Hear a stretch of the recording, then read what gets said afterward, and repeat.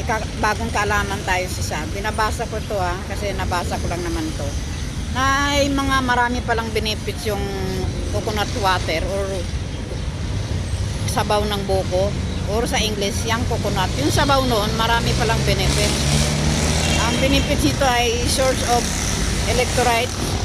electrolytes like potassium and antioxidant.